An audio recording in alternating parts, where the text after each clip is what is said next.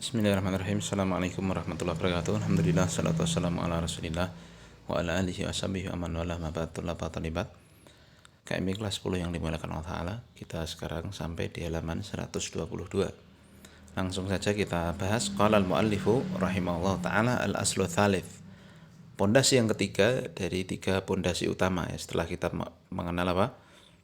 Al-aslul awal, ma'rifatullah, yang mengenal Allah. Lalu yang kedua, ma'rifatu dinil islami biladillah, mengenal agama Islam dengan dalil-dalilnya, termasuk lengkap dengan kita pengenalan terhadap rukun-rukun Islam, rukun iman, kemudian rukun ihsan telah kita bahas. Nah, sekarang kita pindah pembahasan pada perkara ketiga yang akan ditanyakan nanti di kuburan juga ya, siapa Tuhanmu, apa agamamu, dan siapa nabimu. Ya, maka wajib kita tahu ini pondasi terbesar agama kita, yaitu ma'rifatu nabiyikum Muhammadin sallallahu alaihi wasallam. Pondasi ketiga adalah mengenal nabi kalian, yaitu Muhammad sallallahu alaihi wasallam.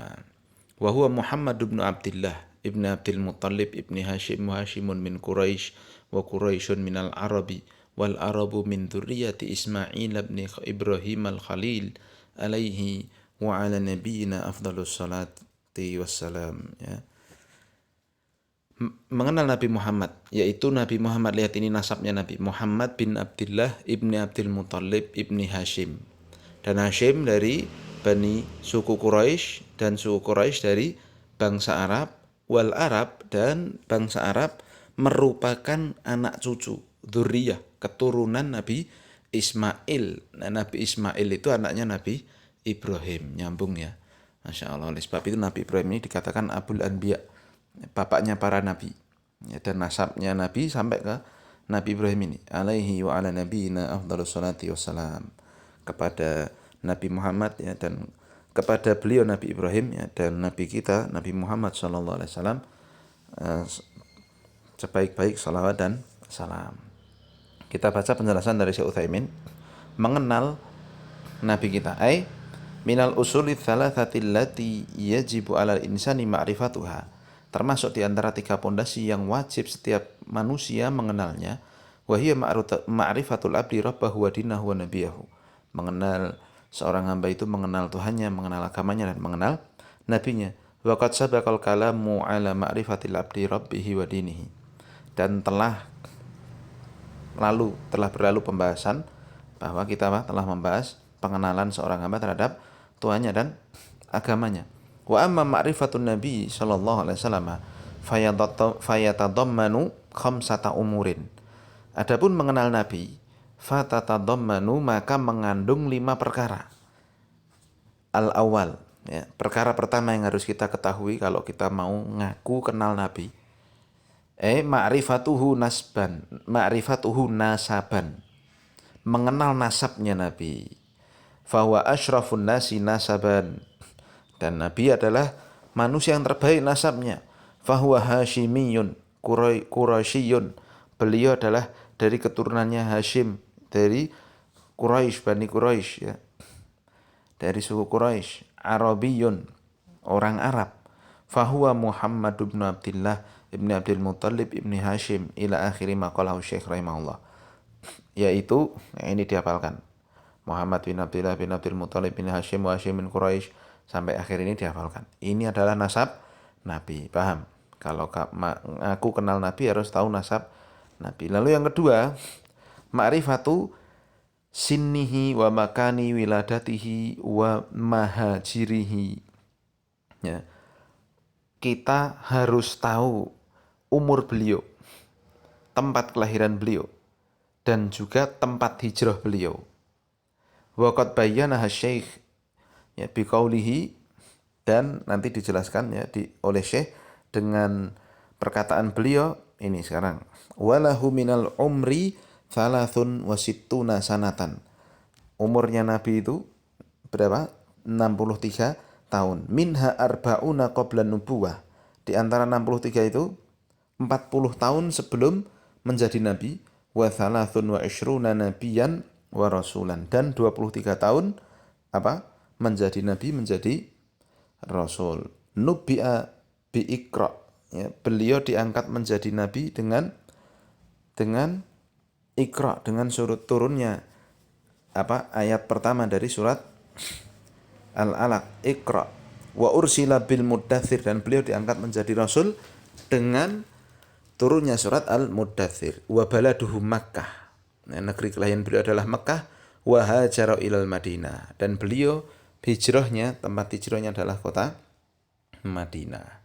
Jelas ya. Jadi yang kedua ini penting. Nah, kita harus tahu umur beliau berapa, tempat kelahiran, hijrahnya kenapa, hijrahnya kemana ya. Karena ada memang ya, saya pernah tahu ya, baca sejarah dan pernah lewat di daerahnya. Ada di dekat Blora itu namanya suku Samin ya. Mereka itu mengakui Nabi itu hanyalah Nabi Adam dan Sunan Kalijogo katanya. Masya Allah ya, ning negaramu enak ternyata. Ya, dan tidak mengakui yang lainnya. Ya, sampai tidak kenal itu Nabi Muhammad. Ya, ini kan perkara yang sangat keliru. Ya. Baik, nah kalau kita mau kenal Nabi, ya kenali. Ya, beliau umurnya berapa dan sebagainya. Karena memang ada juga kelompok yang mengatakan bahwa Nabi Muhammad itu masih hidup. Ya, padahal jelas sekali Nabi telah meninggal. Ya, paham ya? Baik, kita lanjutkan keterangan Syekh Utsaimin. Faqad wulida bi Makkah wa baqiya fiha 53 sanatan. Beliau dilahirkan di kota Mekah dan beliau tinggal di Mekah. Itu bukan jangka yang pendek, lihat. Thalathan wa khamsina sanatan. 53 tahun beliau tinggal di kota Mekah. Ya. Tsumma hajara ilal Madinah. Kemudian setelah itu beliau pindah ke kota Madinah. Fabaqiya fiha asyra sinin. Dan Nabi di kota Madinah itu hanya sekitar 10 tahun. Ya. Tsumma tuwfiya fiha. Kemudian Nabi diwafatkan di kota Madinah fi Rabiul Awal sanata ihda asyrata ba'dal hijrati. Di bulan Rabiul Awal tahun ke-11 Hijriyah. Jadi Masya Allah ya, Nabi 53 tahun tinggal di Mekah. Ya, jadi 53 tahun ini kan 40 tahun Nabi belum menjadi Nabi ya kan.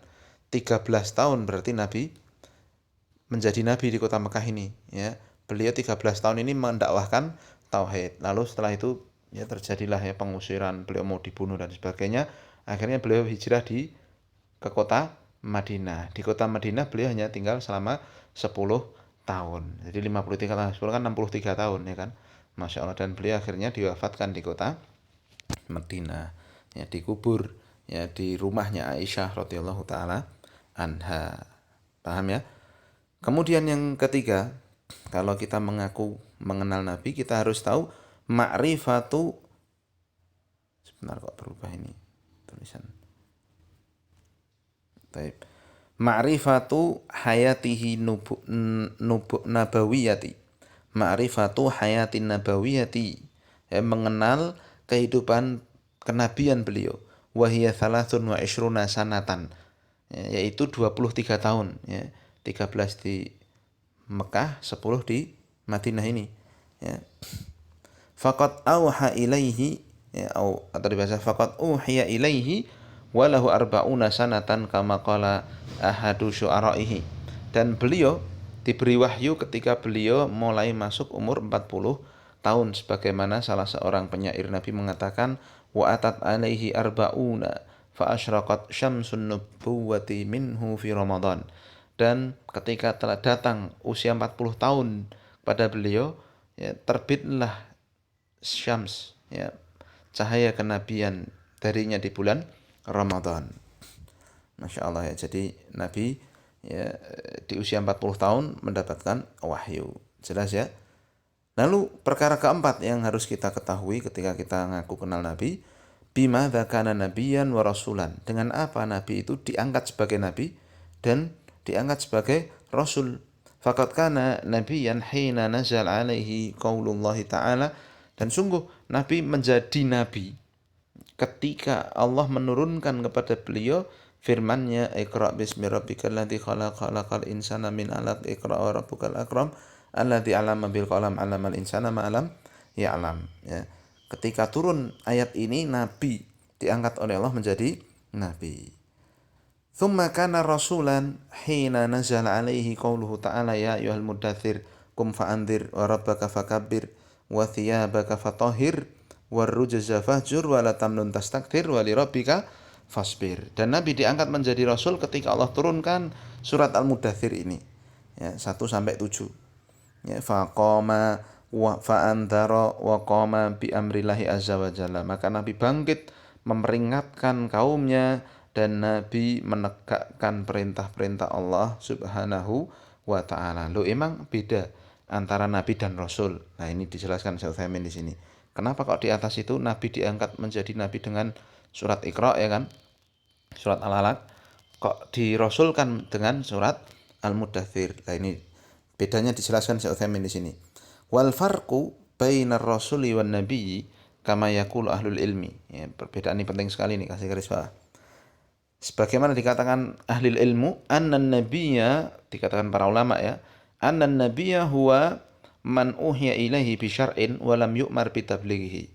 Nabi itu adalah seorang yang diberi wahyu tapi tidak diperintah untuk mendakwahkannya, menyebarkan wahyunya. War rasulu man auhallahu ilaihi bi syar'in wa umira bi tablighihi wal amali bihi, ya, wal amali bihi. Dan sedangkan Rasul itu adalah siapa yang diberi oleh Allah wahyu dan disyariatkan, diwajibkan, diperintahkan untuk menyampaikannya dan mengamalkan dengan syariat tersebut. Ya. Fakullu rasulin nabiyun walaysa kullu nabiyyin rasulan. Ini kasih garis bawah nih. Maka setiap rasul itu pasti nabi. Akan tetapi semua nabi belum tentu rasul. Ya, paham ya? Nah, ada salah satu pendapat dari Syekh Fauzan yang lebih memudahkan lagi.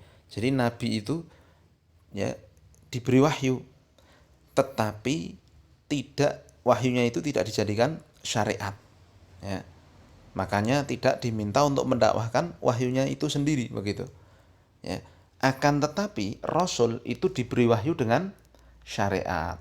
Ya. Saya kasih contoh ya. Perbedaan antara Nabi dan Rasul dengan contoh Nabi yang ada. Contohnya adalah Nabi Musa dan Nabi Harun. Siapa yang Rasul di situ? Siapa? Nabi Musa. Jadi syariatnya mengikuti syariatnya Nabi Musa. Lah Nabi Harun ngapain yang didakwahkan? Beliau diangkat jadi Nabi, tetapi diangkat untuk beliau menguatkan dakwahnya, menguatkan syariat yang dibawa oleh Nabi Musa, mengajak manusia untuk memeluk syariatnya Nabi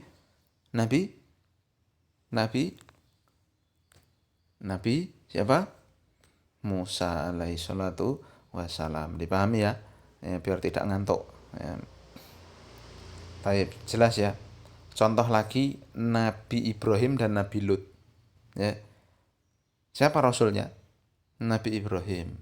Nabi Lut ya, sepupu beliau juga nabi.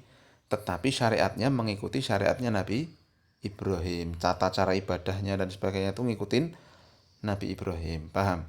Ya, dan Nabi Lut mengajak manusia untuk mengikuti syariatnya Nabi Ibrahim. Itu perbedaannya. Jelas ya? Baik, yang terakhir al-khamis ya, bimada ursila walimada. Kalau kita mau dikatakan kenal Nabi, kita harus tahu nih dengan apa beliau diutus dan kenapa beliau diutus. Fakat ursila bi tauhidillahi ta'ala ya, wa syari'atihil mutadamminati li fi'lil ma'muri wa tarkil mahdhur. Sungguh Nabi diutus untuk menegakkan tauhid ya, dengan tauhid dan dengan syariatnya yang mengandung keharusan untuk melakukan apa yang diperintah dan menjauhi apa yang dilarang Allah. Wa ursila rahmatanil alamin. Nabi diperintah sebagai rahmat bagi seluruh alam semesta. Li ikhrajihim min dhulmati syirki wal kufri wal jahli ila nuril ilmi wal imani wat tauhidi. Ya. Nabi diperintah untuk mengeluarkan mereka dari kegelapan syirik, kekufuran, kejahilan kepada mengajak manusia kepada terangnya cahaya ilmu, keimanan dan juga tauhid. Hatta nalu bidzalika maghfiratallahi wa ridwanahu wa yanju min iqabihi wa sukhtihi. Sampai semua manusia yang mau mengikuti beliau bisa meraih ampunan dari Allah, ridha dari Allah, dan juga selamat dari azab dan juga kemurkaan Allah Ta'ala. Nah inilah ya 5 perkara yang harus kita imani, harus kita tahu kalau kita mau mengenal Nabi Muhammad SAW. Ya, tapi selesai sampai sini dulu, dihafalkan ya dalilnya. Wabillahi taufik, subhanakallahumma wa bihamdika, asyhadu an la ilaha illa anta, astaghfiruka wa atubu ilaik. Assalamualaikum warahmatullahi wabarakatuh.